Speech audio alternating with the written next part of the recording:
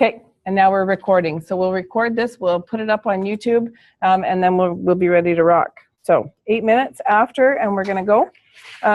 We have a few agenda items, and I guess I'm gonna put Cheryl on the spot right out of the gate. Do you have the new agenda there? Okay, good. Yeah, we'll share. Okay.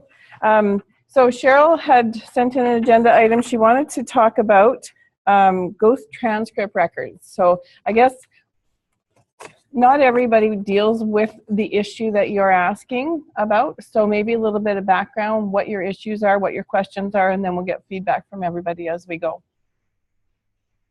I raised this as a concern mostly because I'm an L1 and a secretary in an L1. So I'm working with a lot of the girls on this album and just find that the time has been enormous. It's a huge task.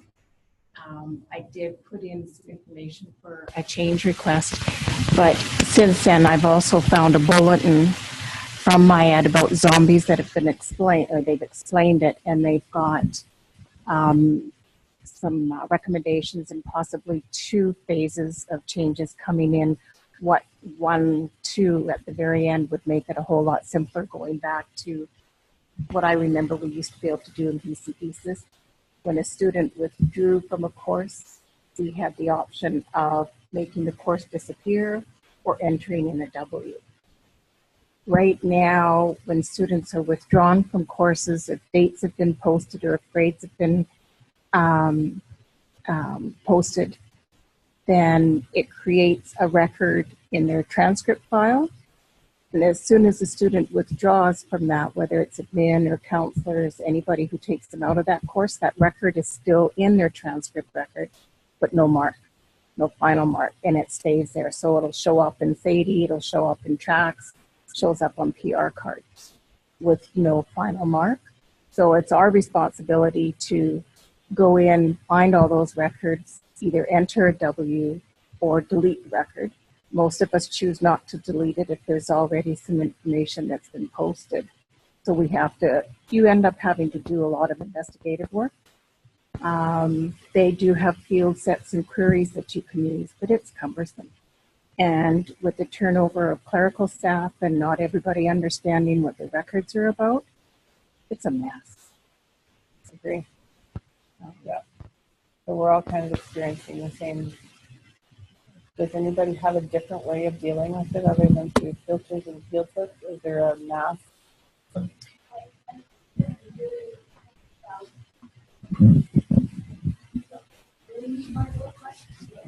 What if I laugh? You're in trouble. So for us, we have the same problem where we've got massive amounts of zombie transcripts, figuring it out. Where is it? The clerical are trying to use that piece when you drop a course or transfer them. That doesn't even seem to be working well, but it's different for each kid. Then you get the old people that have been doing it for a while and have figured out tools, and now you get new clerical in. I got 6 coming in the next 2 months. That means I have to train them how to fix a bad situation. So it is an ongoing factor, and the training piece, training to a bad situation is not fun. Training to something that works is easy, and you can give them the documentation, but when it's a bad situation, training them continually is really hard. We also get zombie records coming from the students that are transferring from the schools that have been. Do you guys all hear that? We're again having to do investigative work. We established a procedure where we have paperwork that we try to get done, but it doesn't get done. If you haven't discovered it already, when you're doing okay. I've found a way to create a filter to find transcript records from other schools, and it's one of the ones that I've been creating for the districts that I'm working with, so that they can kind of run that filter and get all of those records presented to them.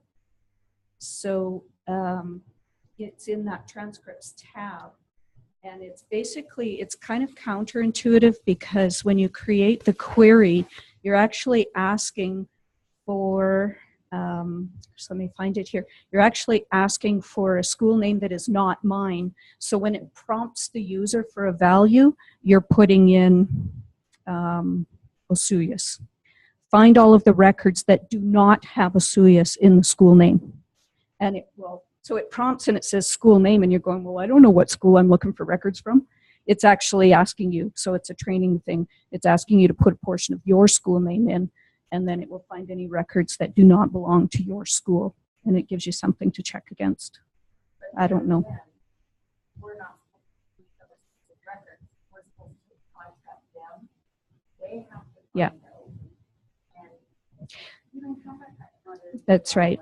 But from your perspective, if you're the home school, you still have to know what you still have to know those records are there, because they could be impacting the graduation status of your students, right? So that was the filter that I created to help my districts find those records. Yeah, so we've got a couple things in the chat room here. From Tanya and Nicole, they're saying that they actually agree, they're in the same boat, and they check weekly for zombie records. So, and I guess that's kind of what everybody's having to do. Then from Lynn, it'd be nice to see if there was a way when your counselors drop a course that you could add the W right away, a mini wizard. That's actually a really good idea. Yeah. And so Tanya and Nicole again, and not just clerical, need to know, it's also counselors and admin. Yeah. So again, how to handle dropping a course and what effect it has in my ed. And Bonnie said she didn't hear the question. When someone doesn't have the mic, we don't hear them. So good feedback. We'll make sure we do that. The mini wizard is a great idea. So basically, Bonnie, we're just talking about ghost transcript records and having to check frequently for the records and having to clean them up. It's just a very cumbersome, time-consuming process, and there's no quick, easy way. So we're just trying to. So this is Judy. 3 things. First of all, when we first discovered the zombie record issue, there was one fix put in that, and it's my understanding that zombie records should no longer be created in the system. So that should not be happening. If it is, you need to put a heat ticket in. Second, Operations and Standards has put together some scenarios and sent them to Fujitsu about different things that happen with withdrawn students and posting to the transcript record. And so that's in Fujitsu's hands right now. Third is when we did the first part of the zombie record fix, we also had put forward a plan to do a drop delete process with a withdraw, much like what you're talking about. That has been on our work plan for quite some time. And it's the SMC that bubbles up the priorities for our work, and that has not bubbled up. So I would say go and talk to your SMC rep about bubbling it to the surface. About going forward with the drop delete The wizard. project. Wizard, yeah, drop delete wizard project, whatever. Project wizard project. Yeah, and I've got a note here from Tanya and Nicole saying a prompt for a W and also a completion date. So if we actually all take this to the SMC when the course is dropped would be good. And they say, hi Judy, I think the fix that is in place is that when you post grades and post course dates, it no longer posts for students who are on the withdrawal button in the grade input screen. Yeah. No, but if the transcript record has already been created for a course, students and dropped out that are withdrawn from school, that transcript will go away, and that has to be dealt with. You need the mic, Allison. Sorry to interrupt. Yeah. Just need the mic. That's either. And they are still being created when counselors are dropping courses. So you go ahead, Allison, with your comment. Oh, I'll just repeat that. Yeah, so when we're posting, it's no longer creating a record for those withdrawn students. But when a school withdraws a student where a mark has already been posted or they leave partway through the course, that transcript record doesn't go away unless the withdrawing school deals with it or the new school deals with it. And those cause problems with tracks and SADI because we get all kinds of garbage showing up in the records.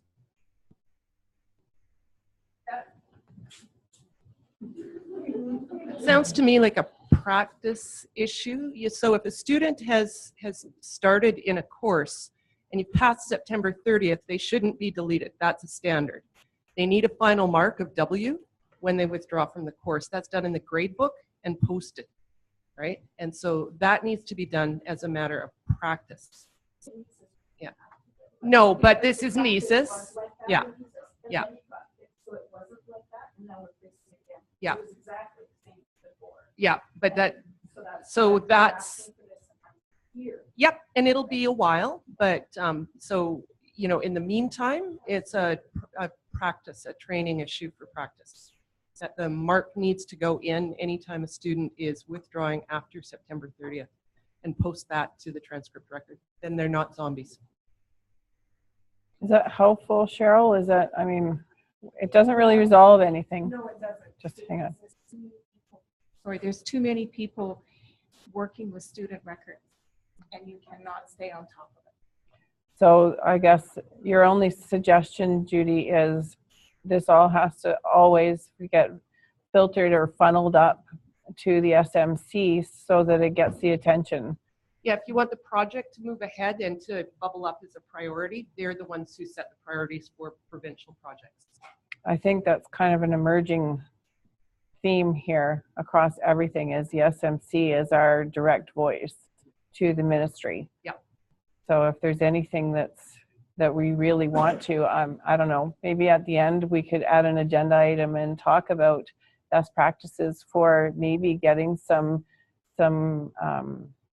a groundswell of support amongst all the L1s to put a proposal to all the SMC reps. I mean, at some point we have to have a unified voice in some of this because it's an issue for everybody. So just a thought, maybe we can talk about that and how we might put a process like that in place. So this might need to go on the agenda, or this might not be the time to talk about it. But I was hearing that Sadie was going. Is Sadie going? I've been hearing that for 15 years. Okay, so I'm going to ignore that Sadie's going. And then the second thing is, nope, it's gone. Gone in my head. Give me 5 minutes, it'll come back. We know how that is, Bridie. I just keep walking in the general direction when I'm looking for something because I know at some point I'll remember what I'm going for. Yeah, I did read all of these in here. Yeah. Tanya and Nicole just said about the counselors still doing that. So anyway, I guess we really can't do anything currently, but just keep raising the issue and hopefully we'll get some feedback and hopefully it'll become a higher priority. Okay, so let's move to Deb Evans and then I'll go last because we've got, I'll go after Deb. This was just sort of what I had started. And I want to talk about student services at the end, or we've got a couple other items. So Deb, if you want to, I'll actually unmute you and we'll try and be really polite about not interrupting while you talk. There is a bit of a lag, so we'll let you speak. Hang on, Deb. We'll let you speak and then we'll give it a second before we respond and we'll just sort of see how that goes. So go ahead, Deb. You don't have to type yours all in. You can actually just speak to your questions. Are you there? I am. Just a second. I'm pulling them up. Can you hear me? Yep, we can. I'm just pulling up my questions. I didn't know I was going to be on the spot. So just a second. Sorry. I sent you enough information. I wasn't going to have to talk. Do you want me to give you a few minutes or do you want me to? Why don't you just read my questions? I have to pull them up. Oh, I can read them out to you. That's fine. Just read them out to everybody. Okay. So Deb wanted to know, she says, number one, talking about pre-registered students, she says, we were instructed to pre-register students for the date we enter them into the system. Did this change? No. No, it did not change. Yeah. The standard stays the same. Yeah. So Deb, were you having problems? Because that's what I'm telling my people. So yeah, so that not every district is doing that the same way then. That's the problem that we're coming across. We don't do it like that. We put August 1st in for ours. Do you guys all hear that? I didn't hear that. Jackie said we put in August 1st for all of ours.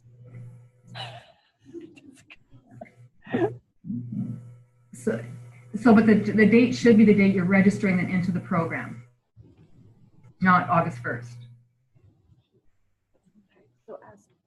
So when we pre-register them, the pre-reg status is what sends them through your.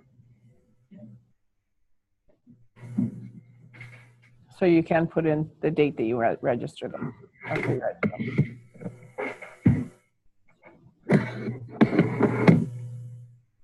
Okay. Okay. What I would say is that there are districts who are not following the standard that's published in the standards manual and agreed to by all of the SMC. And what that does is it may help your own internal district processes, but it makes it difficult for the other districts around the province who are following in the standard and receiving your students who have incorrect dates in their pre-registrations. So that's a difficulty. The Operations and Standards Committee has talked about this standard a few times, and we keep coming back to the standard has not changed. So then I'm ready to speak to this now. Can you hear me? Mm-hmm. Yeah. Okay. So the problem that we're having is what I outlined in my notes too, Crystal. So we pre-register our students for the date that we register them into the program. And then the parent changes their mind and they want to go to a different district. So then that district can then pull in our student without even talking to us and take them from our district. And then if we aren't checking our next year filter regularly, we don't know, if the parent hasn't called the school, we don't know that that student has left our district. Page 10, Standards Manual. No one should register a student with the status of pre-reg without having a conversation with the other school. So that's just not happening, Judy. I understand the standards are there, and that's why we are following the standards in our district. We're trying our best. And when it's not being followed across the province, we're running into a lot of problems. When we do talk to the other districts, we get a little bit of pushback from them because they have been told something different or they are doing it their own way. I don't know. But we're having a lot of problems right now with this. I just wanted everyone to hear this because it's just not making our practice when we're trying to follow the standards working very well. Thank you. Yeah. And so one of the things I was wondering is if we could put in at the enterprise level a way so that they cannot take a pre-registered student, similar to the way they can't take an active student without calling the district. Is that a possibility, Judy? You know, when a student is active, you can't take the student. They have to do something at that district to get rid of the student. Deb, I actually disagree with that. I kind of really like the pre-reg thing and that you can steal it. I mean, I definitely phone the school district, but that makes my job a lot easier, and I'm finding it is easier, but if they're not going to follow the standards, it's terrible. I agree with you, Brian. It is a lot easier. Yeah, if you don't get the phone call, then you just really don't know what's changing in the system, and so really that phone call is essential.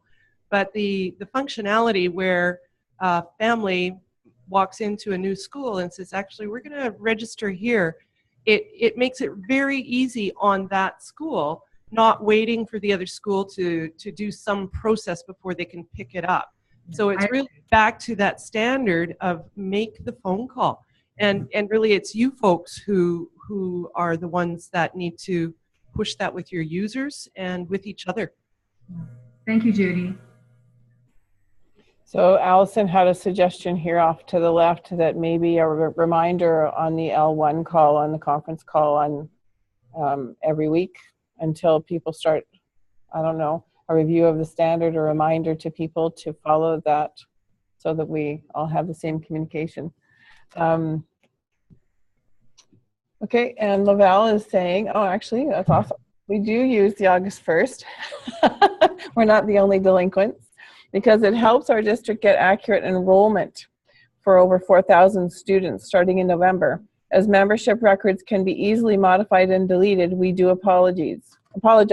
However, we can change our practice for students that they are going to another district, but we believe that the date in the PSR should reflect the date that the student never attended our school this year, and therefore we use a date beyond the school year.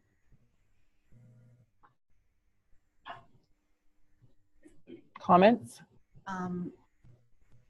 I would just comment on that the date of the pre-registration shouldn't matter, because after EOR, that date is changed globally anyways. And I think they are talking about making that date the first school day to be even more accurate. So, I mean, we've trained to pre-register as of the date that the data entry goes in, and that eliminates one step should they have to no-show that student, because you'd have to change the date. You won't be able to no-show them without changing the date in order to get them out of there. So that's just how we do things in our district. So it makes sense to use the actual date. Okay, and then there's another typo, Lavelle. And so Bonnie's doing the same using August 1st. Tanya and Nicole are saying if we have another district that requires a pre-reg student, we withdraw the student using a no-show reason code. Yeah. If it's within district, we make the student active, transfer the student, then make their status pre-reg again. That's what we do. That way they have to call that. Yeah. So Bonnie's saying they set next school when they move to another district as well. Yep. And so does Lavelle. Yep. So when we're using the August 1st date, we're all doing it the same way. Okay. Okay, I think that covers most of your stuff, Deb. Do you have any other comments, Deb, or do you want me to? No, I think I just wanted to hear what was happening out there, because we were very puzzled why the standards weren't working for us. Okay. Well, I think it sounds like there's a standard, but we're all kind of working in and around it. You adhere to the rules, but not. Okay. I'm going to mute you again, Deb. Let me know if you have any other comments. No, that's fine. Thank you.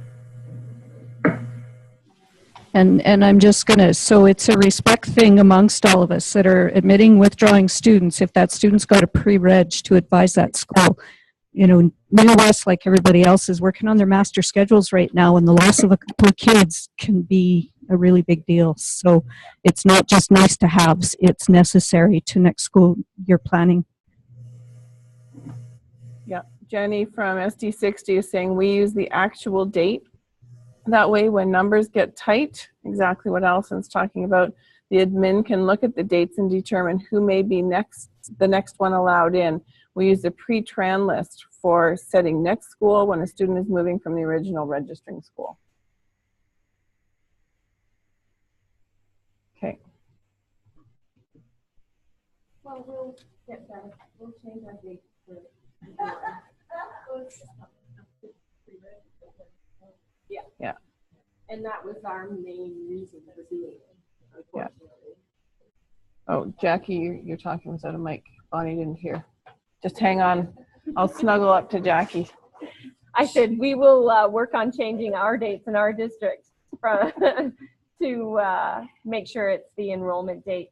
We've done it as August 1st as well, just because we had so many students disappearing, and it's frustrating. So we did it, and that way they have to call us, and then we go in, change the dates, no show, then the school will show up at their end. But I guess in courtesy of the other districts, we will actually follow Judy's standards.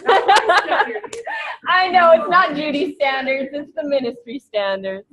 So I hate to tell you, but they don't have to call you. I mean, that's the standard. So when we hit school districts who haven't done the dating we're talking about, we just go in, create a pre-reg as if September 5th, then go back in and change the dates of the membership record. So they can still steal your records without knowing about it.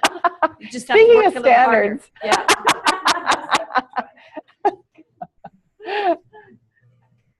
Oh, and there's another message. So Tanya, maybe the standard has to change, Bonnie says.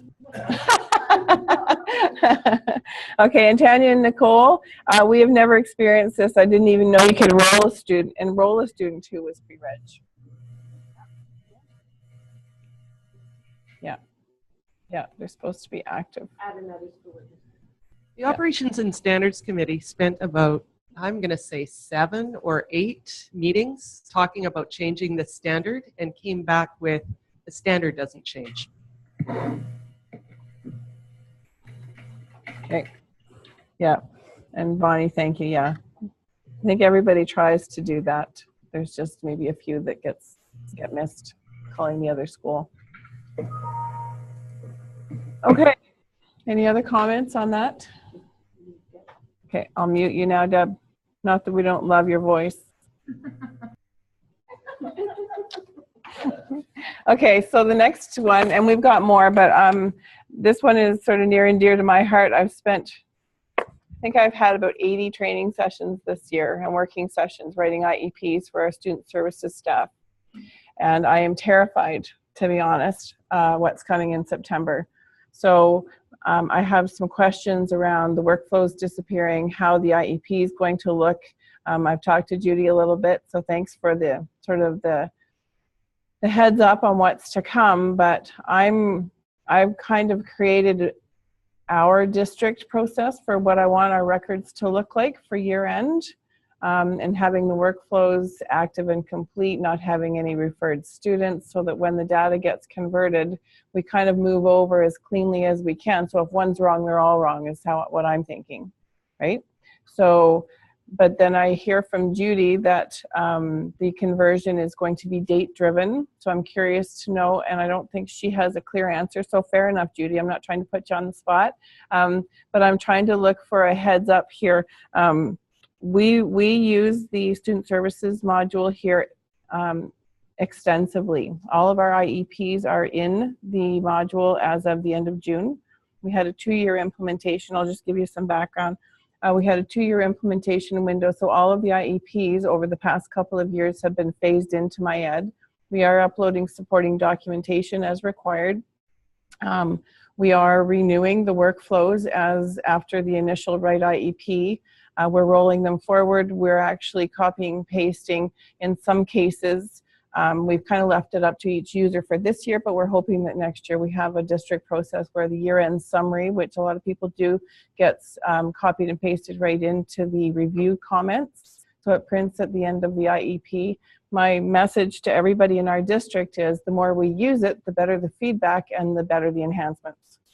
So it's not perfect right now, but I think it is working pretty well. We are getting rid of the workflows. I'm really anxious, and I mean anxious, not excited, anxious, to see what that's going to look like. I think that it'll be a good change, but I'm curious to know your thoughts, comments, what your recommendations are. Should we have all of our workflows active and complete? What happens if our dates aren't flowing right? What should we do to prepare? I can't answer that at all because we don't have the solution from Wallet yet. So Okay. I can't give you a definite answer. We expect to be user acceptance testing in June, however, so it should be coming fairly quickly here. They're actively working on it. Okay. Once they have given us the solution, then we'll have a better idea what your current IEP should look like in order to go through EOR without any pain. Okay, so my comment on that, and I'll let you go, it's Nikki, right? I'll let you go, Nikki, but my comment on that is that's too little too late, because we've just spent the last 8 months preparing for year end and getting everybody in and up to date. So what happens if the end of June, because our staff has all had the meetings, the year end meetings, and updated their goals and objectives. They've done their meetings with everybody, the staff, they're preparing their reports to go home. And so now who is going to fix our 3,000 records at the end of June if the recommendation to meet the conversion requirements is different than what we've told them? I don't even answer. I know. But I did suggest that you should put that as a district submitted item for the L1 call for Tuesday. Fair enough. Yeah. And you know, that's just frustration on our part. Who does that over the summer? Go ahead, Nikki. Hi. Okay, so we went down to Surrey. They're using the new IEP as a pilot site. Rohan and I went and looked at it, and it actually does look like it is a big step up from what we have. But they did comment about maybe using an interim IEP or a temporary one, which I had some concerns about as well. Like, what does that look like? So you've got all your LARTs that have moved into the new student services module, then in September, possibly having a different one than moving. So I'd like some clarification around that as well. So first of all, there are a few projects on the go here. The whole student services module is a sort of it's a multi-step project, right? So it started with removing the designation from the workflows so that it wasn't being overwritten, separating the business practice from the educational practice. That got done. The next step was looking at the simplification of data entry. And that's where I came to this big aha that there's really 3 parts to creating an IEP. One of them is all of the good work that you do together with parents and children and teachers and all of that to create a plan for the student that supports them educationally. That's the biggest part of writing an IEP. The middle part is putting that information into a data system so that it's stored there and can be accessed at some point in the future or even now, right? Currently or future or historically. So that's data input, and that's the process that we've just been through, is simplifying the data input. The feedback that we clearly got from the districts who were using the student services module is that the data input part was very complex, cumbersome, and confusing, and they were making too many mistakes. So that part we've simplified down to you register the student, you write the IEP, you review the IEP, you exit the student. That's it. We've added a feature called a delivery log where you'll record things like phone calls, emails, service delivery, whatever your district decides that delivery log will be good for you. So there's lots of opportunity there. District created reference table for that particular feature. Can I just ask you a question about the delivery log? That's not part of the IEP then? That's just... None of this is. It's all part of the data. It's data in the system. Any data in the system can be pulled out of the system. Okay. Okay. So all of that, we've simplified some screens, pulled some things together, like we've put the goals and objectives on one screen rather than having them with 2 tabs on 2 different screens. Yep. We've moved the things that are important for classroom teachers to support students to the front. So right now, when you open that BC IEP, you get the screen with the sub top tabs in there with the contacts and the student details and all of that.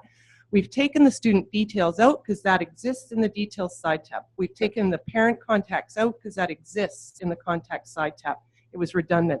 We've moved what is currently called adaptations will be called accessibility to learning.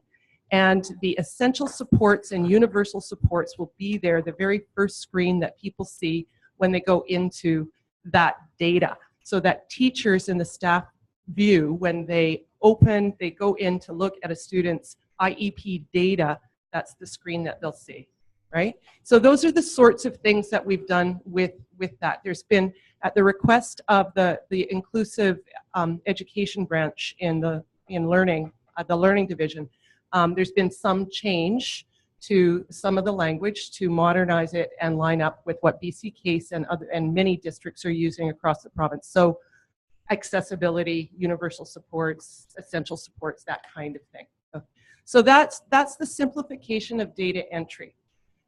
Because some of those labels are changed and that sort of thing, we'll be updating, keeping the historical report or historical information that's entered into the system right now, updating the report to reflect the new terminology. The current report just updated looks very much the same, right? And there is also a group working on another option, not the new provincial IEP, but another option for districts to choose. And so that one is in development right now. They have a meeting on I should say we have a meeting. It's either the 9th or the 16th with Surrey, where we're working on a form. So that's the third part of a student's plan, is printing out a piece of paper. And so that's the IEP that people are thinking of, is that piece of paper. And the data here can feed any plan, right? So it will be a matter of making sure that we have the data fields that are needed for the additional choice of IEP paper formats. So when that is ready to go, we anticipate having to add some fields. Not a lot of them, because most of the information that they're needing for that particular new form will already be in the system. Is there a possibility then to run the report similar to how we run a report card for a student, where we select which fields we want from the data that's available? Not So, at this point. We haven't done that kind of a Okay. development at all, but that could at some point in the future be a great project to look at, like a new way of choosing what prints on the reports and that sort of thing. And I do anticipate that we'll be needing to figure out how to include that delivery log information. At this point, it will be pulled through a quick report of some sort, Okay. right? Or a query or something. But the data will be there. And in terms of, personally, I would love to see us lose our dependence on a paper printout and say the data's there, right? Auditors, have a look. Here's how I support it. I guess, and so, yes, I agree, but still we need that signed piece of paper. And so one of my biggest complaints from our staff is that there's no place for a parent signature. So they print it off, they get the parents to sign off, and then they want a way to upload it in documents or wherever so that they have that legal audit trail. Yeah, so it's my understanding that you need to consult with the parents and have a note about whether they agreed or not. You don't need the signature. You don't have to have a signature. So they don't have to agree, they don't have to sign for a student to have a plan and for you to support them. Is that in the standards anywhere? That wouldn't be us, that would be Inclusive Ed and the auditors. Because that's a big component. Everybody wants the signed document. Yeah.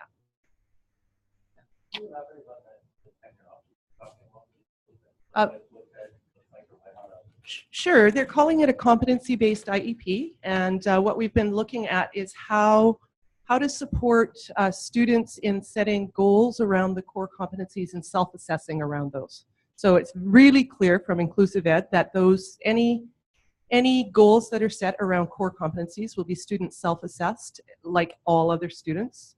Just because they're on an IEP doesn't make them teacher assessed. And that those competencies would be separated on the form from curricular goals or other domains, that kind of thing, right? Yeah, it's been through a really good process. It's there have been a number of districts who have provided input. It's gone to the Inclusive Ed department, and they've quite liberally provided quite a lot of input into it. And it's looking good. It's really exciting. But the thing for me is that that's a piece of paper, right?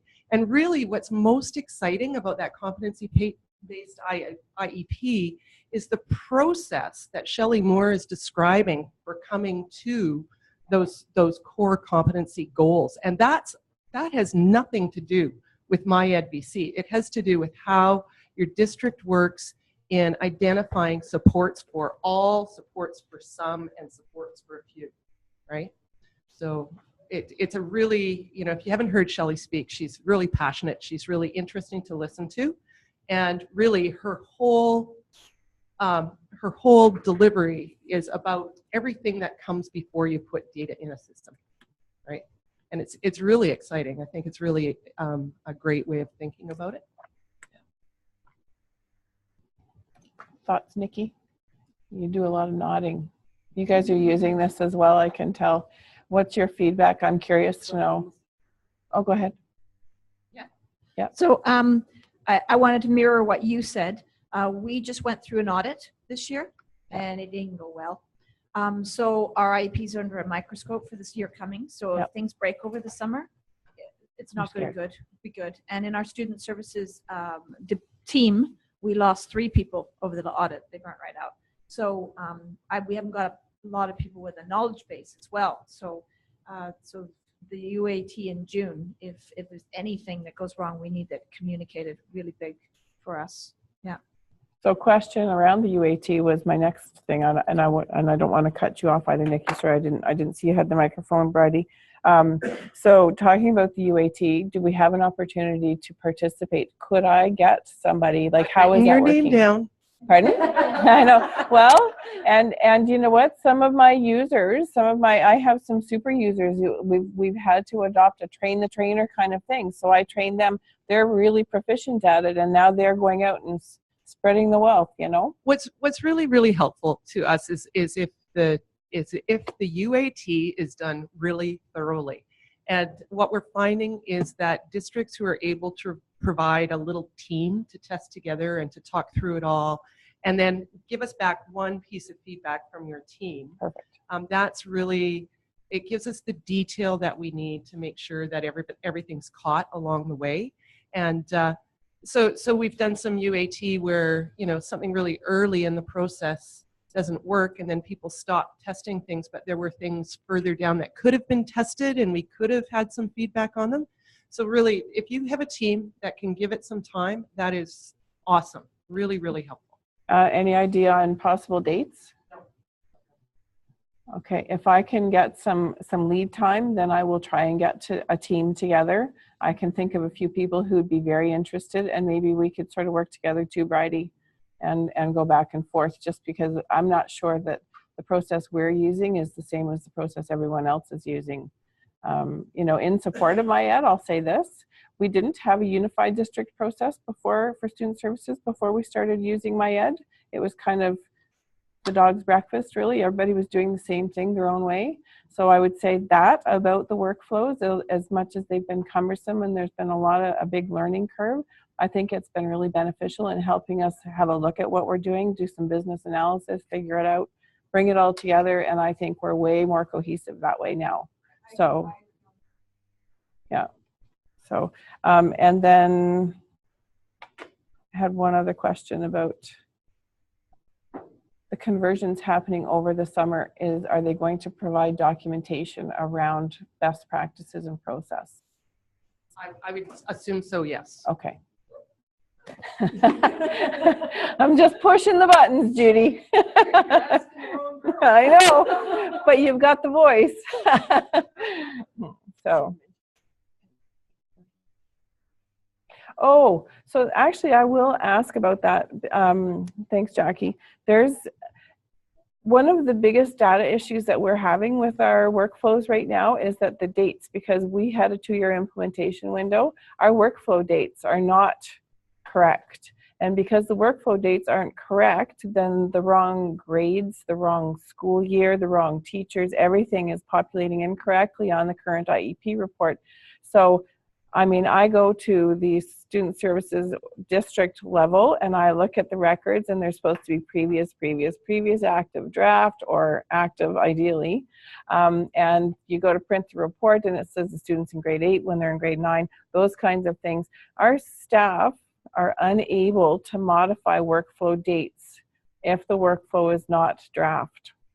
So guess who has to look at those 3,000 records before the end of June and make sure that they're all flowing correctly?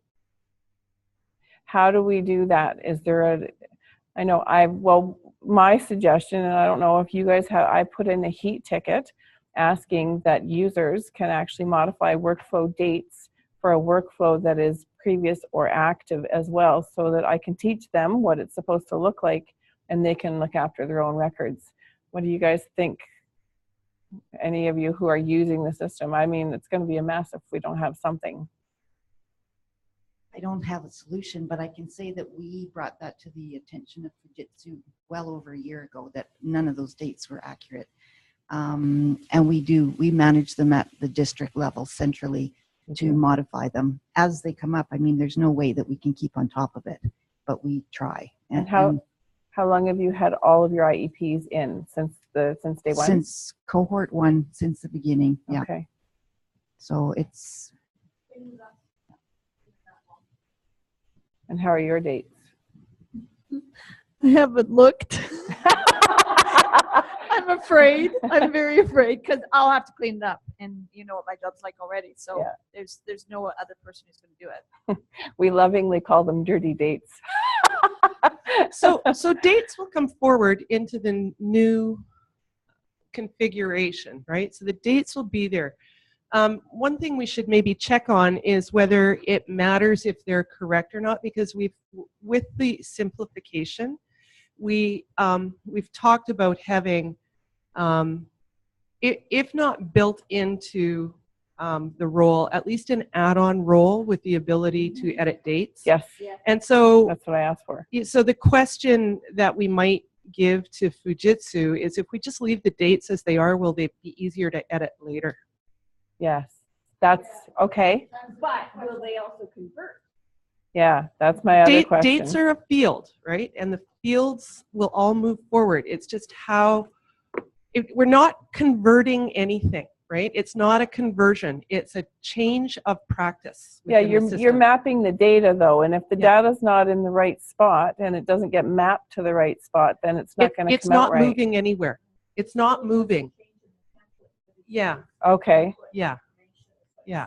Exactly. And so currently you have to do this before you can do this, before you can do this, before you can do this. And if you made a mistake up here, you have to undo this and undo this and undo this. We've taken that out, right? So you register a student, you write an IEP, that gives it a start date. If the start date is today or earlier and there is no end date, that's an active IEP. Okay. As soon as it has an end date that is today or earlier, it's a previous IEP. Can I ask, is this even a possibility? If I could suggest a school, maybe for every district who's on in the test environment, and we do a test conversion of one school, is that even a possibility? Then I can see how it's going to convert across maybe one of the small schools, if we could all do that, so we see what it looks like. Yeah, so they'd have to use a different environment to do that. They'd have to use their ER environment to do that. But they So could we copy can- one school's data over. Yeah, well, Is that even we possible? can ask about that. They're really, these are all questions for Fujitsu I know. about, and just you're really here, we're they picking on you. they can't answer until Follett delivers the solution to them. Yeah, Right? I know. So they'll have the same vague answers I have for you. Yeah, you know. and fair enough. Yeah. So Bonnie has a question here. She says, would you please explain what is making the dates of the workflow inaccurate? Sorry, we missed that part. Bonnie, so for process is you enroll the student, you write the IEP, and you renew the IEP. Those are the three big workflows that we use. I don't know if you guys do it any differently. For every workflow that you create, there's a start and an end date around it. And if the start and the end date aren't chronological, oldest to newest, from enroll to renew, then it's pulling previous year information for the student when you run the IEP report, basically. And so because we've had a 2-year implementation window, we're not working real time. And that was sort of the biggest aha moment for our teachers, our LATs and whatnot, when they're putting the information in. They've got a conversion record from BC ESIS. In order to get everybody enrolled last year, somebody, enrolled them. They didn't modify the dates. The dates automatically populate system date for today, and the end date is a year from the day it was created.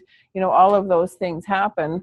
And now we're finding we have to go back and modify those dates to make the information display correctly in the reports. Is that a good synopsis? Anybody have comments? Okay, oh, go ahead, Bridie. Okay, still on the same subject, IEPs. My district is on Parent Portal, and one of the things parents want to see is the IEP. So has anybody heard of where the IEP is going to go on the Parent Portal? Is it going to go on the Parent Portal? And, no idea. And if it is it going as a published report, or is it going in as an uploaded document?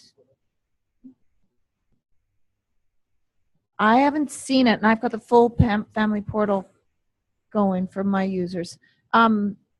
So, I know they want it. So right now I've got all my schools not printing out report cards, but they have to print out the IEPs and send them home, so they're not happy.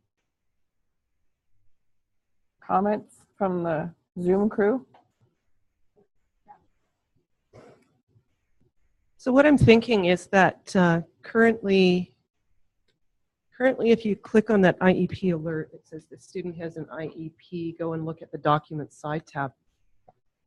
And we've got a report, a student self-assessment upload tool that students will be able to upload their student self-assessment, and then the teacher accepts it and it loads it over to the Documents side tab for the parents to see. But that is going to have a security tag attached to it so the parents can see it. So I'm thinking that the IEP does not have a security tag that allows the parents to see it. That's what I'm thinking. So if there were a provincial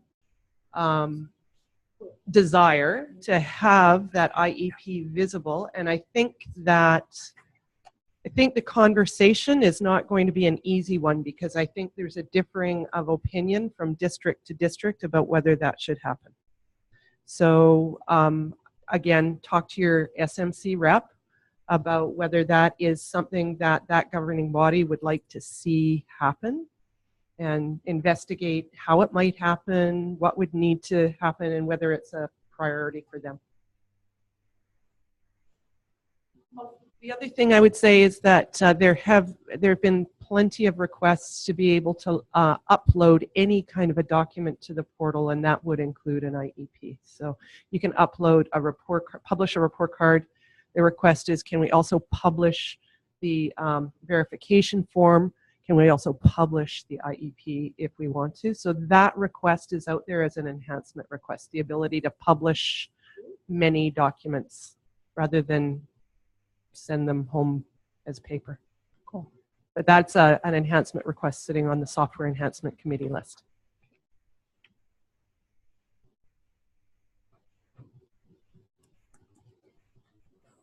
Okay, comments? Any more feedback on that item? Okay. Oh, hang on. So Lisa wants to know if the uploading documents becomes a FOIPA or FIPA issue.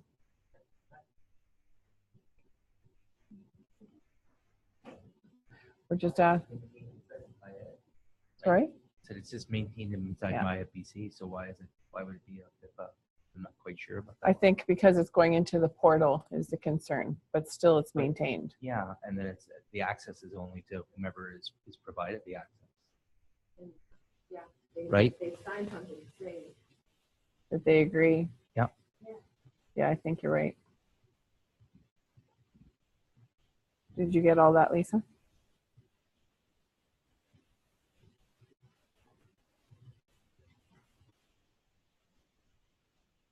Okay, I guess so.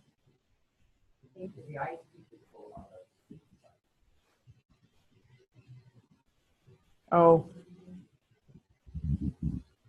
So Michael asked a question. If the IEP is visible in the student portal, I don't know the answer to that. Saying they're not giving parent access, they're just opening up the student side. And, Oh, and that's telling the interesting. parents the username and password from the student side. Do you know that, Bridie? Do you know the answer?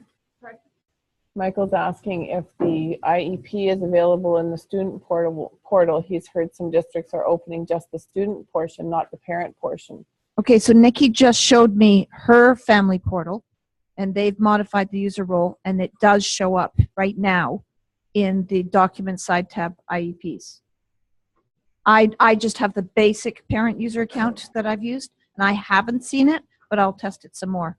So what is this then, Nikki? What did you do?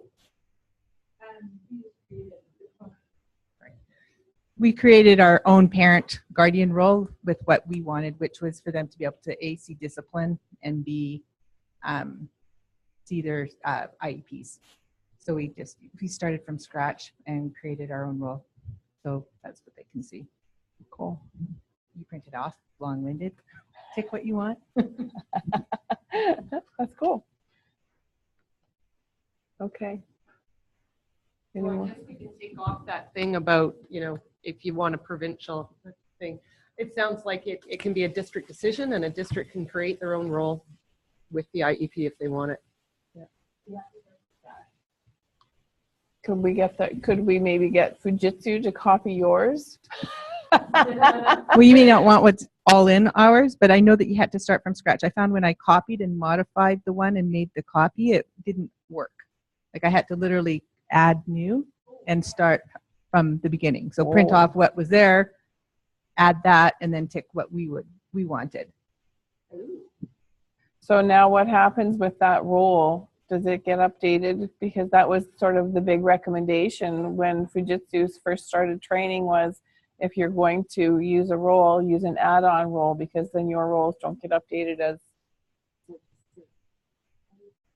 So that would be worth experimenting with, Crystal, in SD Test would be to create an add-on role that adds that side tab and then give that to a parent and see if that would suffice, because then you'd have the enterprise parent role plus an add-on C, whatever it is that you want to see. I should also say that we're advocating for a second parent role to be developed, because in the academics top tab, details side tab, there's some really inaccurate averages information showing in that window, and so we'd like to just remove that details side tab until we get to a project where we're able to make those details look like we want them to look.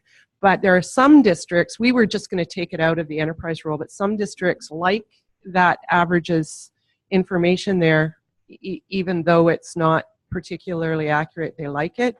Parents are dependent on it. So we're advocating for a second parent role so that when you create your parent accounts, you can choose either with the academic details or without, right? Because you can choose between two student roles if you want to, but you can only use the one parent role. You're not given a choice. So we're pushing for that to happen because people are looking at the portal, and I know that some districts are holding off opening the parent portal because of that details side tab. So that's in the works.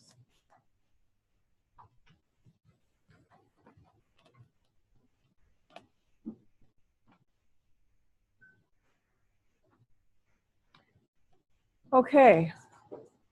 Time is it? Okay. We've got a couple other sort of add-on items here. One is, and I know this is near and dear to Jackie's heart, so I'm going to wait until she can get the microphone. The SD test refresh dates. And I'm actually just going to let her talk. I don't know. I guess it's just my kind of opinion. I was a little upset yesterday when we received the message from level 2 that they were changing the refresh dates. I'm not sure about other districts. I mean, I put a heat ticket in right away about it. They checked with the ministry, which I understand that is very important, but I think also checking with the level 1s. We don't have a training database. We only have SD tests to train in.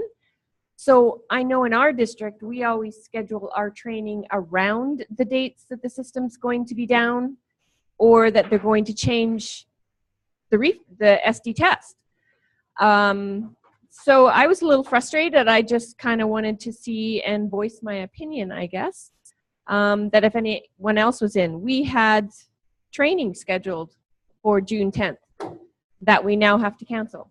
So I guess that was just my little rant and see where everyone else is with that.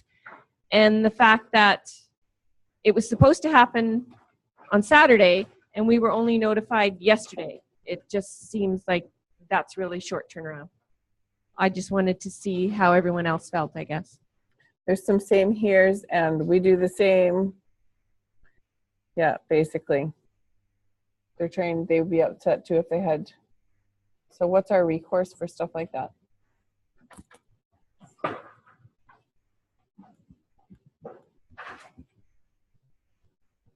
So my understanding from the Birds of a Feather session is that was clear. Everybody was talking about that at the conference, that we don't have ST Train. And my clear understanding from everybody was the reason we don't have ST Train is money. It costs money. So I think then from what we've heard from everybody, if we want something back, we have to push our SMC and we have to get somebody to pay for it, I suppose. because SD Train, there's some value to that. I think everybody agreed that there was value to that. With SD Test, we are at the whim of whatever they're doing. And like this is a great example. So they really haven't told us why, which would be always nice if we could hear why. It's just sort of quickly done and you know, changes your training. And I know for me, we have the same problem. And we did get it clarified that we could use SD Test and train lots of different people in it with FOIPA. That was another question. But again, the SD Train, because it's money, if we as a group want it back, I think we have to communicate that clearly. And this is just my comment here. I think we have to mention it on the L1 call and push back a bit. Yes, it's happened. Yes, we'll accept it and we'll adjust. Sorry, but we will. But I think we have to say it out loud. And if we don't say it out loud to the L1 call and any hate ticket thing, I think our voice will be lost. Maybe that's what we shall do. Put in they probably can't hear me. Oh. I also had training scheduled next week that now I'm talking because So I don't know if you guys can all hear this, but a whole lot of reiteration of the same thing. Yes, we have training scheduled and it's now not going to be able to be happening on the date we had planned because of the test refresh. So yeah, so let's all put in a heat ticket is the thought. Yep, we are, Bonnie. Okay, Bridie had any more comments on that? Sorry, I should tidy up the last.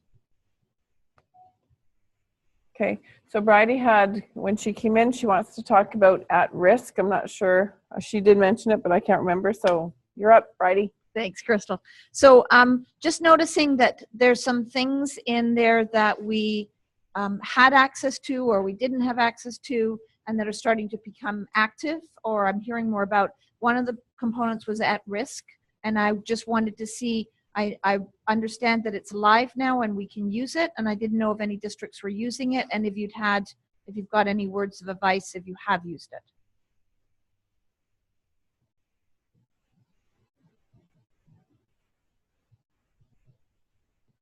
So no one's using it in this room then? And nobody on the call? Yeah?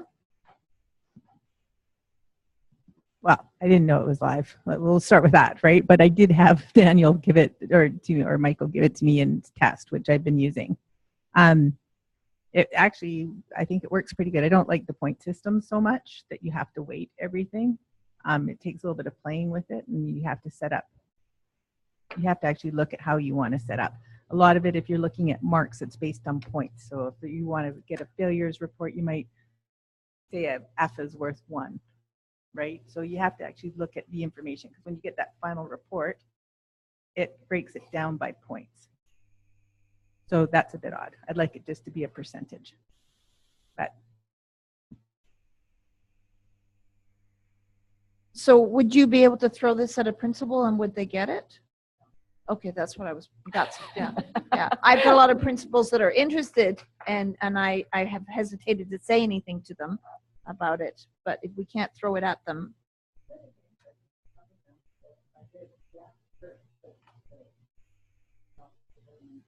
Yeah, my admin are a little, they're like a kindergarten class actually. Okay, thank you for that answer. Helpful.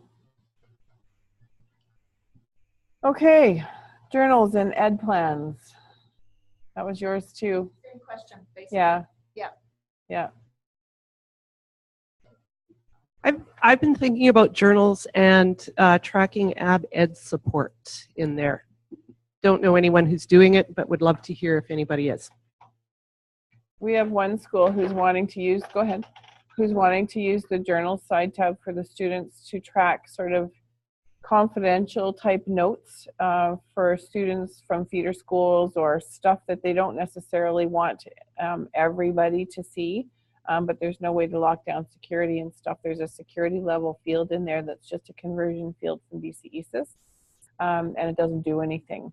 So I mean, we're starting to look at the broader functionality of those kinds of things, but I think if we're going to use them for some of the stuff we're looking for, we'll probably need some enhancements and modifications of what the fields do and what the information they hold. And what I would say is that the very best thing you can do with that is to get people in it, using it, and knowing how it works. Because unless we're in there using the functionality and really thoroughly knowing it, it's hard to say what business requirements are or are not met by that piece, right?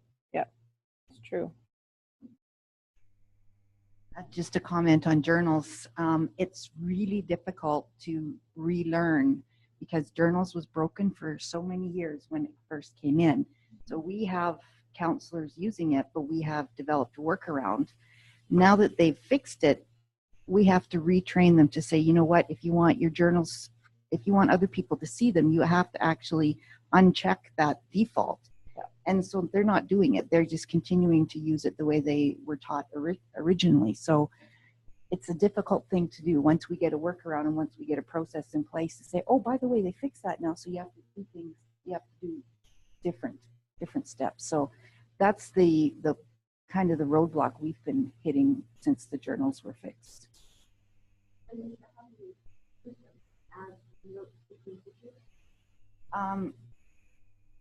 In our district, two of our high schools are using them pretty heavily. They are using them for counselor notes.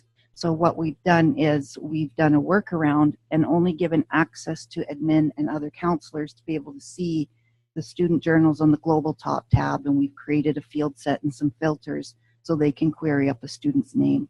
And that's the way we've continued to use it. So typically teachers don't see any of the journal notes written on the students. Are you able to share that with us? Because that's similar to how one of our schools would like to use it.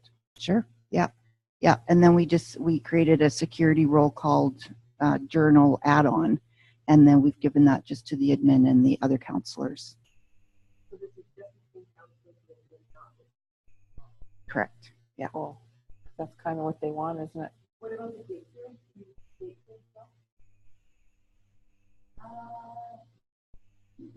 Do they use the date fields? I'm not sure. I'd have to check. It's pretty much just a record of it's pretty confidential stuff. It's all the the counseling stuff and. No, I don't think they do. No, I think it's just strictly a log of what's going on with those kids. Yeah. Okay. So I was asking the question because I wanted to see if it was even worth going further with it, and it sounds like it is. And many of these pieces, journals, ed plans, all of those pieces. So what I'm thinking is that we really need to ask for learning events so that we can see what they say about it. There is some documentation about at-risk tracking on My Education Info, so it's there, but I haven't actually worked through it. Pardon? Okay, yeah, and Judy was saying that they're rewriting it, yeah. So I'm going to ask for some learning events then on this. I'll send, do we send in a heat ticket in for learning events? So. Yeah, okay, so I will, and I'd encourage you guys to ask for it as well, so we can get those on the calendar, and they know that they need to work on the documentation for it, seeing as that one's 2 years old. But I mean, I know my principals are asking for it. I know when I was in Surrey yesterday, they were talking about ed plans and showing how they all worked, blah, blah, blah, blah. And I was like, okay, what does that look like in a practical world? And for us too, a lot of these things, we have to set up codes and things too, which I know I haven't done that as well. So there's a district level piece to it as well. So yeah, that's what I'll do then. And if I encourage everybody else to do the same. Yeah. I know in our district, we have a few schools that are on it. There is a difference between adding it at the school level and adding it at the district level, and that's just the template. So I don't know if we want to also mention to them that the template should be the same, whether you're adding it at the school level or at the district level, or at the student level. I mean, no, this is for the journal. If you add it at the student level, it's a different template than if you add it at the school level. And from what I understand, what they said in the heat ticket as well was that the date fields, the review dates or the notify by dates, those are conversion fields only. So the date fields don't do anything within the system. It's just there for you to put a date in. It's not going to remind you. It's not going to pop up anywhere. It's just a matter of putting it in a field set, saying which ones do I have due today or which ones are not closed. The dates do nothing. So that's about the only information that I've gotten, other than the journal that is 2 years old. But our schools are liking it for that purpose. They would just like the date fields to do something so that it reminds them.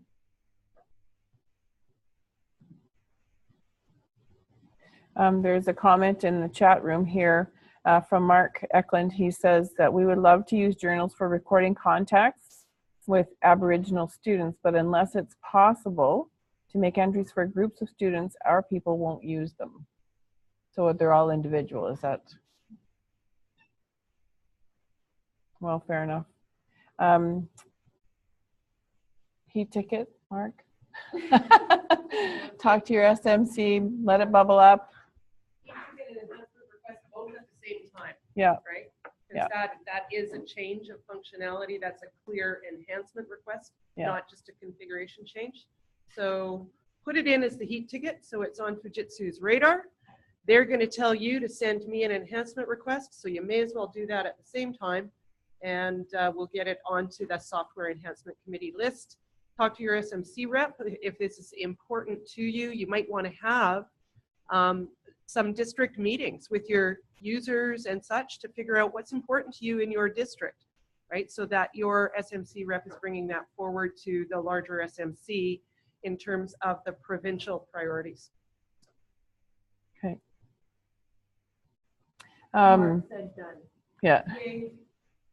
Thanks, Mark. And I'm being funny here, but you did say you put in a heat ticket and you got an answer? So it's working. Hot and cold.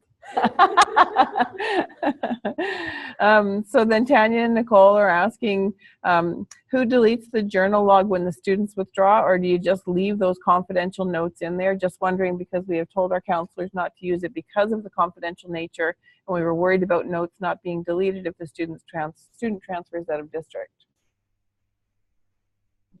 It'll become part of the withdrawal wizard? Hopefully. Add that to the list. That's going to be quite the wizard. When you withdraw a student, it's going to take about 45 minutes.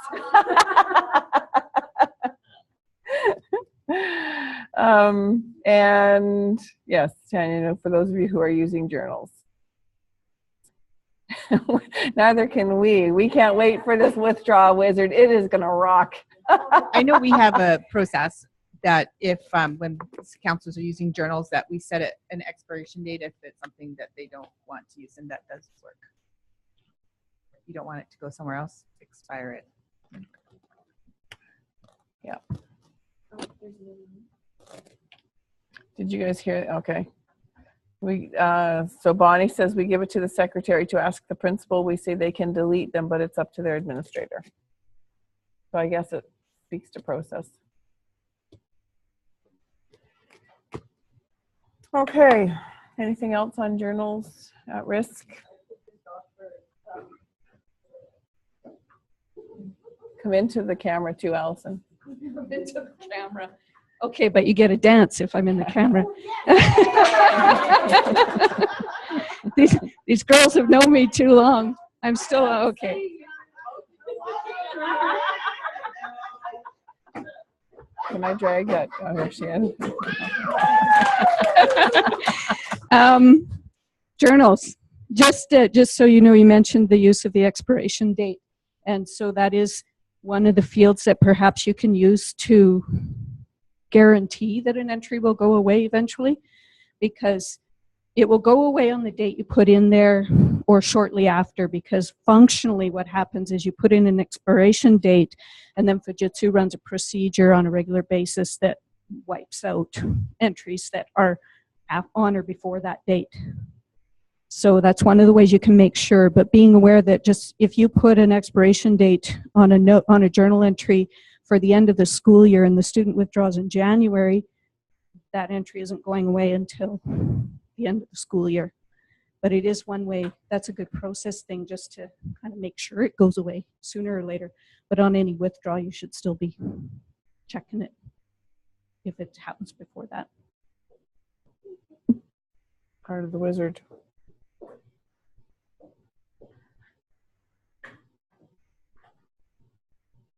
One more thing for the secretary to remember. It's good for their brains. Oh. Judy said it's good for your brains to remember. Keep doing those crosswords. Okay, so the last item we have, if you guys have any emerging agenda items from the Zoom chat room, if you want to just add your items in, we can speak to them after this, but this will be the last topic that we have. We can either do this and have lunch, but lunch is here. What would you guys prefer to do? Do you want to talk about parent portal cleanup now, or have lunch and finish up after? I'm not sure if I have to say this into the microphone, but I need to pee. Fair enough. Okay, we'll take a okay, we love you, Bridie. All we can suggest, They're saying they would like to eat too. we can suggest that she washes her hands before she eats. Okay, so do we have consensus? Should we stop and have something to eat? Let Bridie go to the bathroom. Okay, and then we'll add, I see you, Bonnie. I see you, Bonnie. We'll add that to the end of the agenda. So after lunch, we'll break for lunch for 45 minutes to an hour. What time is it? 11:25. We'll come back at 12:30. Okay, so we'll go for lunch till 12:30. Let Bridie have the bathroom, and if there's any items you'd like to tack on, just keep putting them in the chat room, and we'll add them over lunch. And then when we come back, we'll finish up. Okay, thanks everybody. See you at 12:30.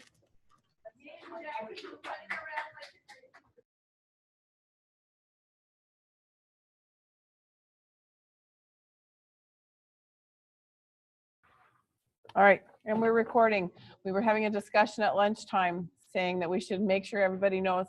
Jackie says I said it, but I'm just letting you know we're recording this session. We'll post it somewhere. We'll let you know where, and then you can see if there's anything you missed. And yes? Can I clarify? You are actually recording this and going to post the fact that I need to go to the bathroom before lunch. Yeah. Thank you. Thank you. So if we're going to do that, we would like you to verify, please. Did you wash your hands? I did wash my hands. Yes. All right. We're silly. Gotta have some fun where we can have it. Okay, so while we were away, there's a couple of things. Bonnie had asked that we talk about the single transcript record, I think it was. Yeah. So we'll talk about that because she said she's going to be a bit later coming back. So we'll wait till she comes back. Our rubric definition. So we'll talk about that. And Jenny said, yes, remind me before we go. We can talk about the parent portal here about summer cleanup. That was something that we talked briefly about with Bridie this morning when she arrived, and we thought everybody might have some thoughts on that. So I'll let you, if there's anybody besides Bridie who would like to weigh in the chat room or in here, you can talk about it first if you like. Bridie, you're up.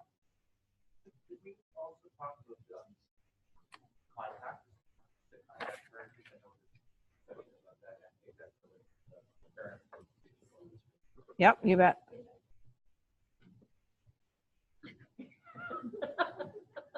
Friday has to recover first. Yeah, okay. So single term transcript definition, right? Nope.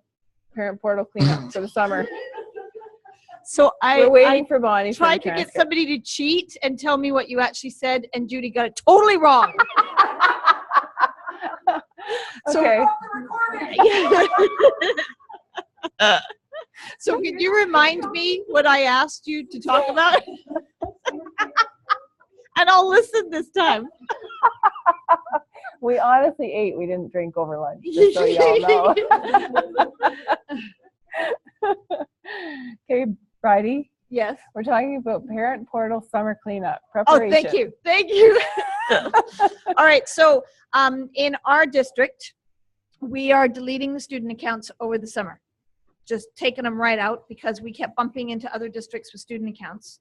And at the last session, we talked about that being a good idea for a lot of people. A lot of districts were talking that would work for them as well. And then what I do in September is recreate all of the accounts again based on the current registration, create the student accounts. And then in the computer labs in the schools, I put posters up saying, this is how you log in, and this is the password for this year. And then I give the clerical or show them where they can get lists to see who has reset their password or who's still using the current one, those kind of things. That works really well, but parent portals, again, same problem because of the parent, in the admin top tab and the user accounts, it's really hard to filter for what you want, to figure out who you should be deleting, even staff accounts for that matter. So I'm going with the thought of deleting all my parent portals as well this summer.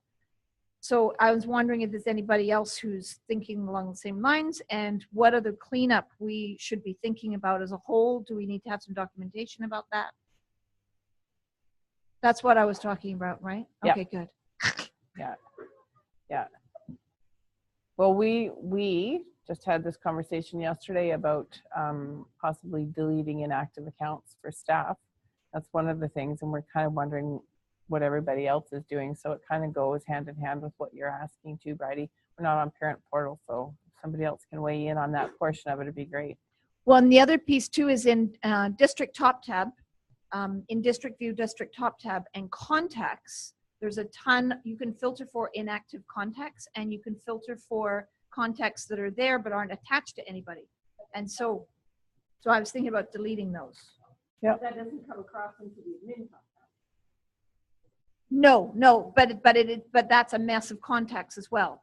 So I know the Fujitsu process was to do a yearly merge, but we're never going to let them do that again. So so I'm trying to come up with plans of my own.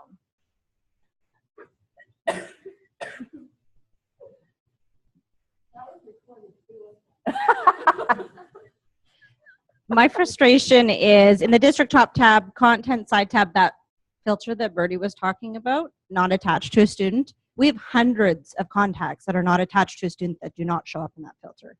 And I sit every night and I flip one by one by one. Oh yeah. Yeah, that filter does not work. Well, Which it works, filter is that? but it's not accurate. It doesn't work. And so it's just a filter based on all records, active records? Like, what do you get to pick? I haven't used it. I think it's based on all records, but that I don't know because I didn't set up I a don't filter. think I've used it. Yes. And it just doesn't work. Is that in context? Yeah. District top tab, side. I'm just checking to see, is it I don't know if it's an enterprise contact lister. I mean, filter, is it? It is? Yeah. So you'll get it, like I kind of go through every week and pull that filter up and I'll get like 20 on there, but I've got hundreds and hundreds that I'm on G's and I started in September. That's what we end up doing, trying to figure out one by one.